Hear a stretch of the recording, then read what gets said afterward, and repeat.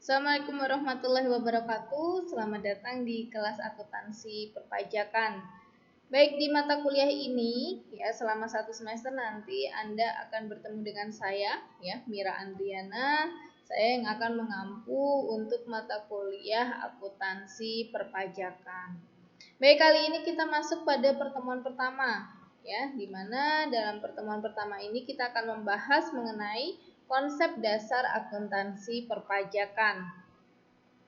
Nah, tujuan pembelajaran kita kali ini ya, nanti kita akan membahas mengenai akuntansi, kemudian kita akan membahas mengenai kewajiban pembukuan bagi wajib pajak, dan yang terakhir kita akan bahas mengenai akuntansi perpajakan.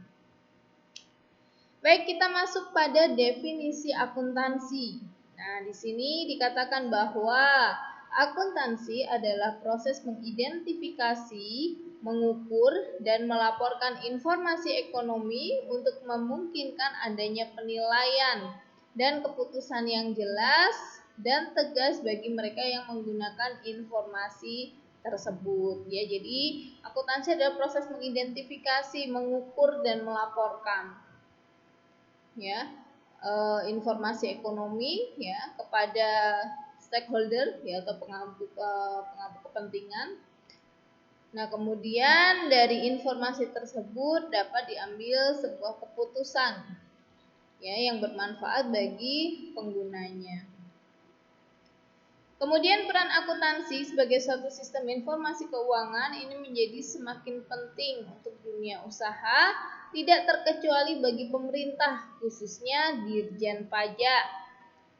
Dirjen Pajak sangat memerlukan informasi ekonomi yang digunakan sebagai dasar menetapkan besarnya pajak. Ya, jadi stakeholder untuk suatu entitas ya, atau kalau kita bicara di pajak berarti wajib pajak ya. Nah, itu bisa berasal dari internal maupun eksternal.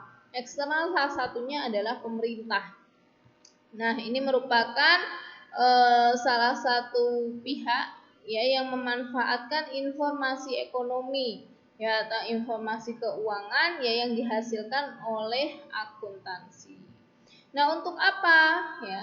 Kalau kita berbicara mengenai Dirjen Pajak ya atau perpajakan, tentunya informasi akuntansi ini akan digunakan untuk menentukan berapa besarnya pajak terhutang ya atau berapa besarnya pajak yang harus dibayar oleh si wajib pajak. Gitu ya. Nah, selanjutnya kita masuk pada tujuan laporan keuangan. Tujuan laporan keuangan adalah memberikan informasi keuangan kepada para pengguna laporan untuk digunakan dalam proses pengambilan keputusan.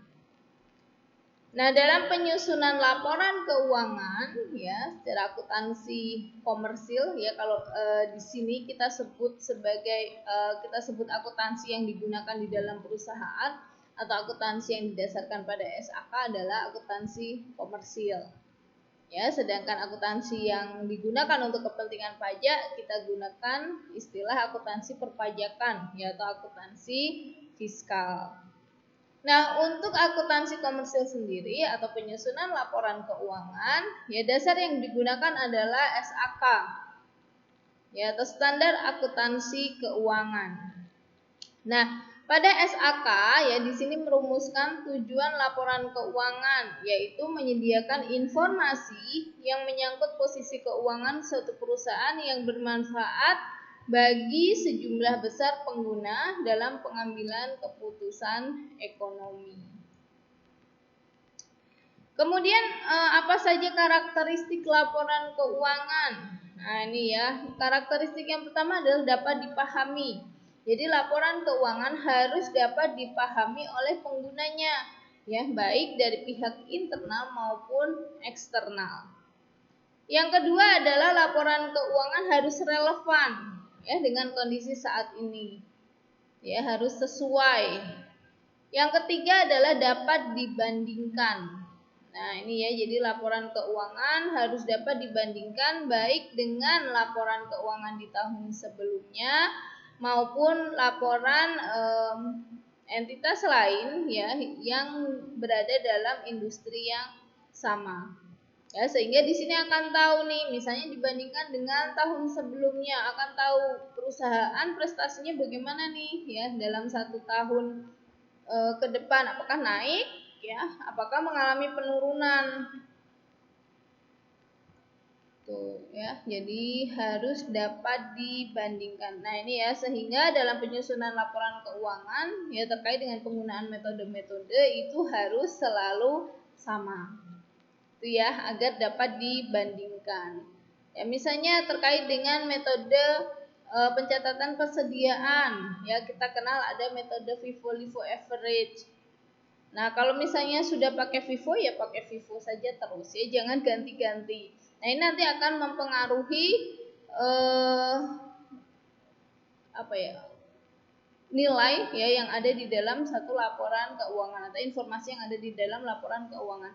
Sehingga di sini akan menjadi sulit dibandingkan. Kemudian reliable atau andal ya atau tidak bias ya bisa dipertanggungjawabkan. Nah, ini merupakan karakteristik laporan keuangan. Selanjutnya adalah kita masuk pada perkembangan pajak di Indonesia. Nah, ini ya, zaman penjajahan Belanda sistem perpajakan lebih menekankan pada fungsi budgeter. Ya, fungsi budgeter pajak adalah mengumpulkan uang sebanyak-banyaknya ya untuk dimasukkan ke dalam kas negara yang kemudian akan digunakan untuk pengeluaran negara. Fungsi budgeter. Kemudian sistem pajak yang digunakan adalah official assessment system. Ya, jadi pada official assessment system ya di sini penentuan besarnya pajak yang akan dilakukan oleh pihak fiskus ya atau pihak pajak. Nah, kemudian nanti si wajib pajak ya atau WP ini tinggal membayar saja berapa pajak yang sudah dihitung oleh pihak fiskus. Setelah merdeka pada tahun 1945, pemerintah masih menggunakan undang-undang perpajakan lama meskipun sudah melakukan perubahan-perubahan. Nah, kemudian di tahun 1983 sampai dengan sekarang ya dilakukan pembaharuan sistem pemungutan pajak menggunakan self assessment system. Ya, atau menghitung sendiri ya jumlah pajak yang terhutang atau jumlah pajak yang harus dibayarkan. Ya, kayak PPh 21 kan kita tentukan sendiri ya, kita hitung sendiri, kita bayar sendiri, kita laporkan sendiri. Itu yang disebut sebagai self assessment system. Ya, terkait dengan PPh itu kita hitung sendiri. Ya, kita tentukan sendiri apakah pendapatan kita dikenai pajak atau tidak. Ya. Kemudian kita tentukan nih berapa pajak terhutang kita selama 1 tahun pajak. Ya, kemudian kita bayar, kita laporkan. Memang masih ada sih beberapa pajak yang menerapkan prinsip official assessment system. Ya, kalau contohnya ini kayak misalnya pajak kendaraan bermotor. Ya, itu kan sudah ditentukan, kita tinggal bayar berapa pajak yang dikenakan terhadap si WP. Ya, ada juga PBB ya, itu kan juga kita tinggal bayar saja. Tuh ya. Selanjutnya, kewajiban penyelenggaraan pembukuan tegas diatur dalam Undang-Undang Nomor 28 Tahun 2007 tentang Ketentuan Umum dan Tata Cara Perpajakan. Cara penyelenggaraan pembukuan dan penyusunan laporan keuangan harus berpedoman pada PSAK. Ya, jadi di dalam perpajakan pun ya terkait dengan pembukuan dan penyusunan laporan keuangan itu mengikuti ketentuan yang ada atau ketentuan yang berterima umum ya dalam penyusunan laporan keuangan, yaitu PSAK ya, atau SAK tadi ya, standar akuntansi keuangan. Kemudian kewajiban pembukuan bagi WPOP dan WP Badan. Nah, ini ya, jadi untuk WPOP maupun WP Badan ini ada aturan ya terkait dengan kewajiban pembukuan atau kewajiban melakukan pembukuan.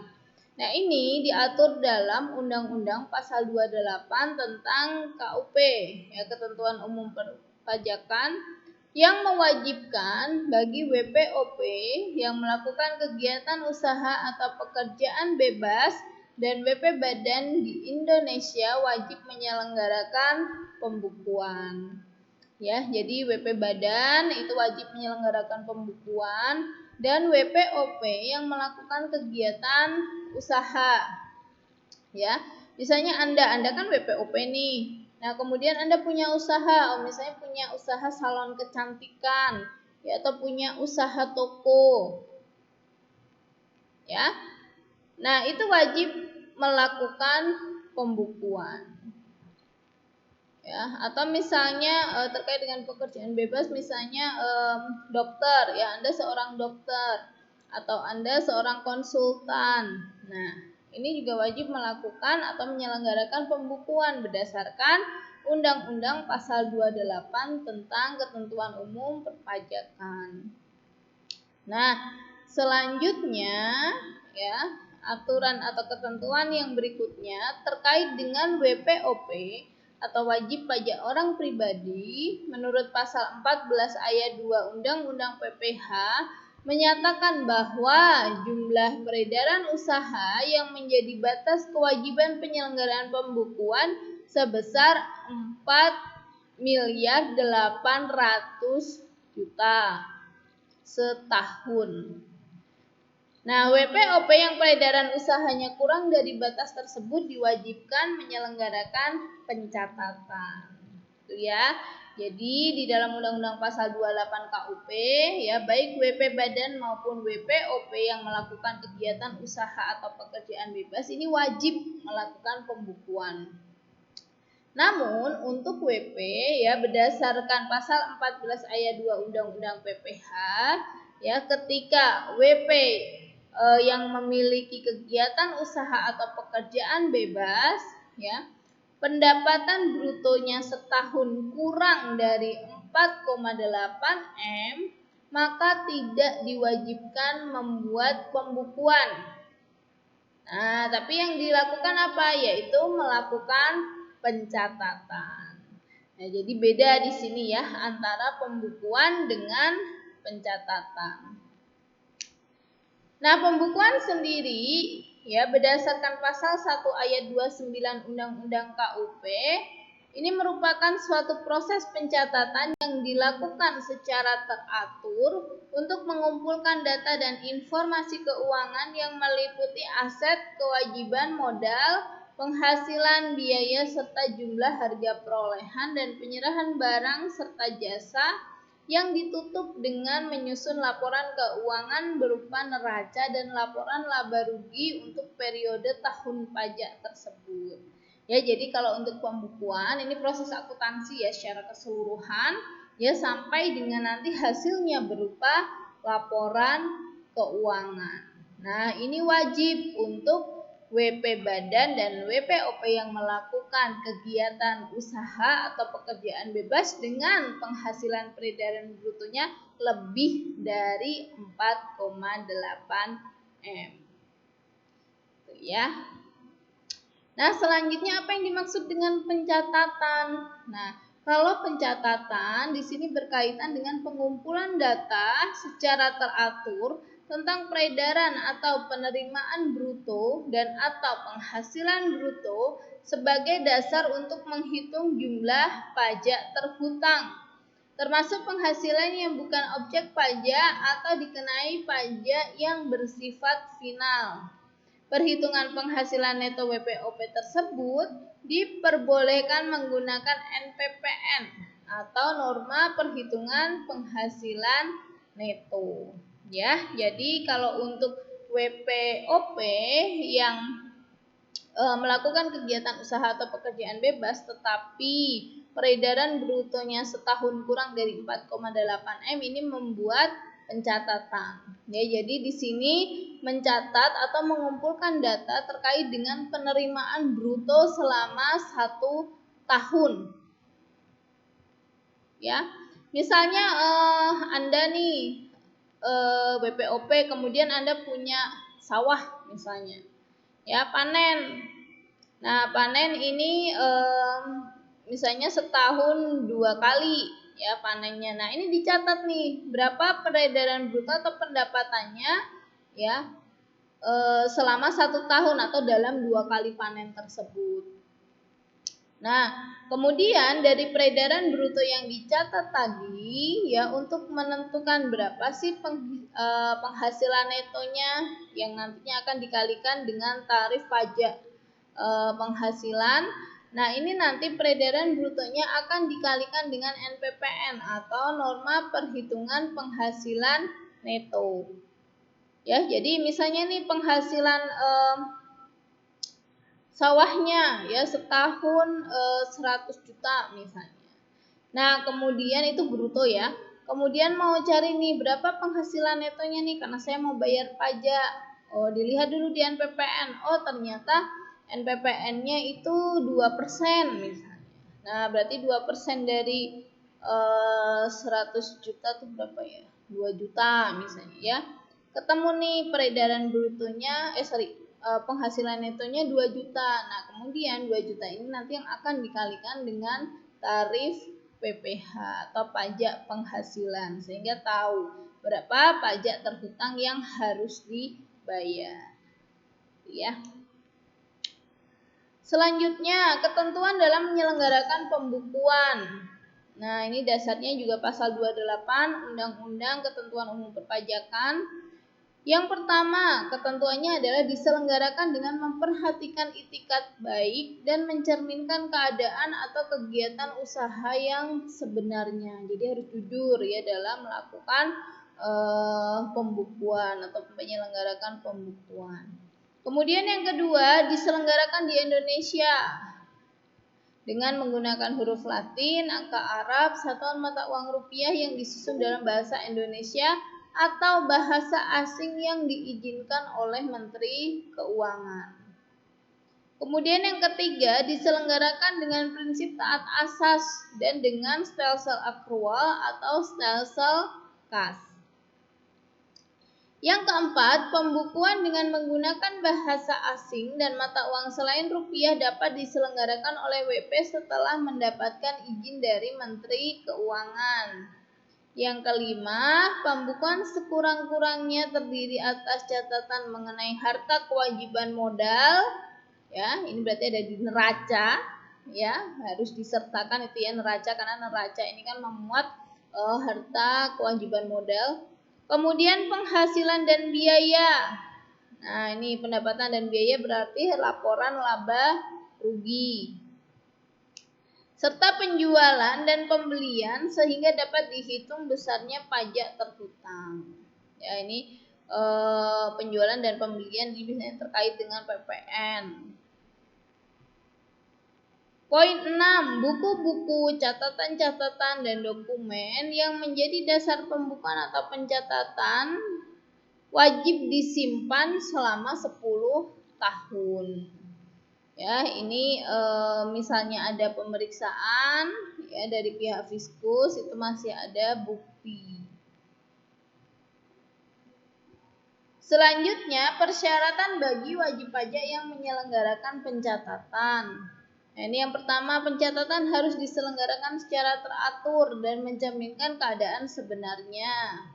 Yang kedua, pencatatan dalam 1 tahun harus diselenggarakan secara kronologis.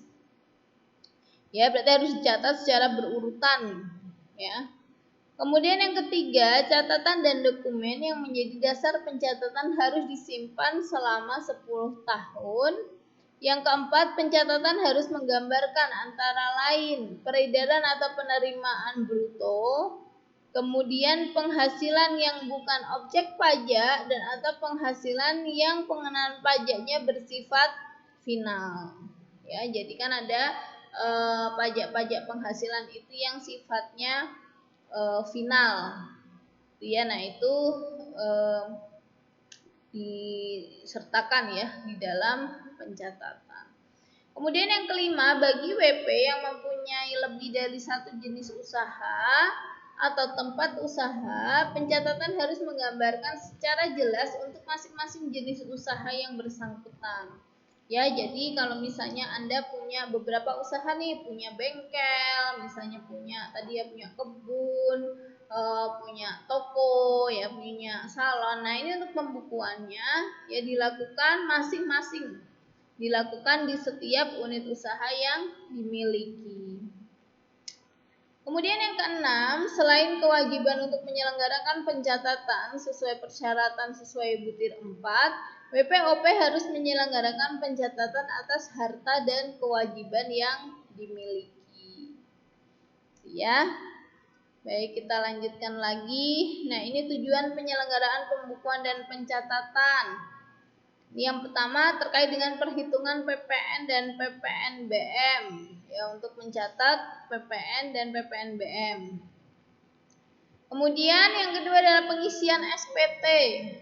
Nah, ini ya untuk mengisi SPT dasarnya adalah hasil dari pembukuan atau pencatatan. Kemudian perhitungan penghasilan kena pajak. Nah, ini ya untuk menentukan berapa sih penghasilan yang kena pajak ya atau penghasilan yang nantinya akan dikalikan dengan tarif pajak. Nah, itu dasarnya adalah pembukuan atau pencatatan. Ya, karena kan ketika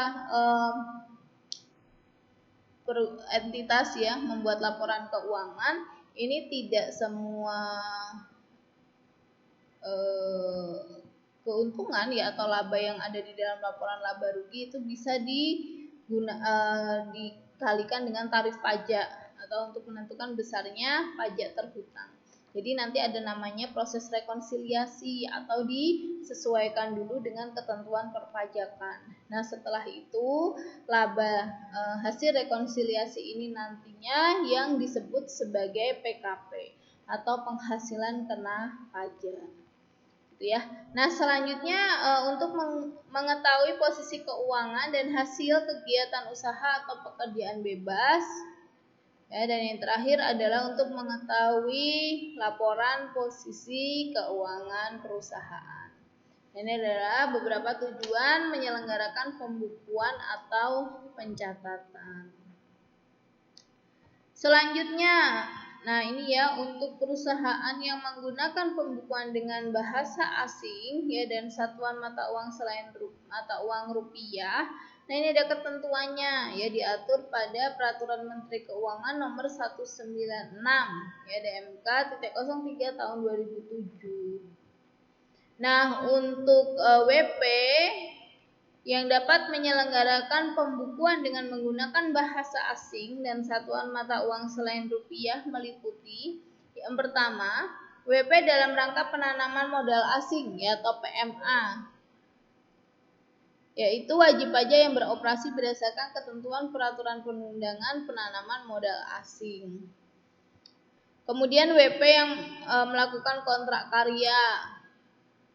Yang ketiga, wajib pajak dalam rangka kontrak kerjasama. Nah, ini biasanya perusahaan-perusahaan ya, perusahaan-perusahaan asing atau perusahaan-perusahaan yang bekerja sama dengan pihak asing ya atau perusahaan asing. Nah, ini biasanya menggunakan pembukuan dengan bahasa asing ya dan satuan mata uang selain rupiah.